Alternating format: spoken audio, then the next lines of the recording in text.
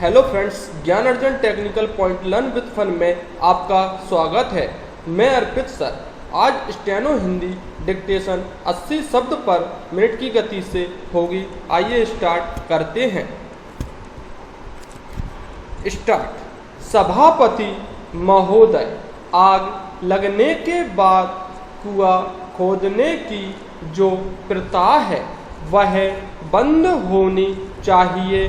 मैं समझता हूँ कि पहले जो राजा थे वे सोचते थे कि दूसरे लोग प्रशिक्षण नहीं ले सकते हैं, लेकिन सवाल यह नहीं है।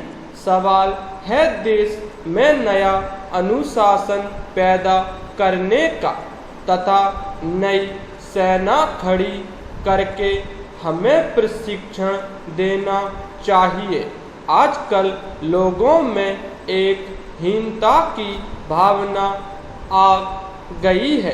मैं समझता हूँ कि यह प्रशिक्षण इसीलिए जरूरी है कि लोगों में एक नया बल, एक नया जोश और एक नया अनुशासन पैदा हो। पैरा।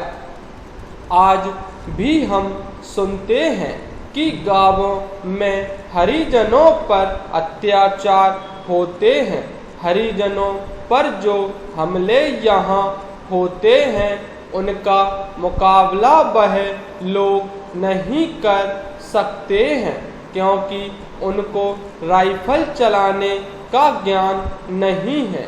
आज शांतिपूर्ण हरिजनों पर अत्याचार होते हैं। मैं तो यहाँ तक कहता हूँ कि पुरुषों को ही नहीं, महिलाओं को भी यह प्रशिक्षण मिलना चाहिए। आज हम 20 करोड़ रुपए अपनी रक्षा पर खर्च करते हैं। इसके बजाय अगर देश का बच्चा बच्चा जानदार आदमी बन जाए और राइफल का प्रशिक्षण लिए हुए हो तो मैं समझता हूँ कि इतना पैसा देश के विकास के काम में खर्च हो सकता है। लेकिन हमने कभी भी इस बात को नहीं सोचा। पहले जो इस देश के बड़े बड़े लोग थे उन्होंने अपनी राइफल ले ली, उन्होंने उसको चलाने का प्रशिक्षण ले लिया, यह समझकर कि यह काम किसी खास जाति का है। मेरा विचार यह है कि आज देश के 56 करोड़ लोग अपने अंदर एक नया आत्मविश्वास और नई शक्ति पैदा करें। इसके लिए यह राइफल प्रशिक्षण सबके लिए अनिवार्य होना चाहिए। जब यह अनिवार्य होगा तभी लोगों में आत्मविश्वास पैदा होगा और एक नई चेतना पैदा होगी। इससे लोगों में आत्महीनता की भावना मिट जाएगी और वह समझेंगे कि देश की रक्षा करने की ताकत हम में भी है।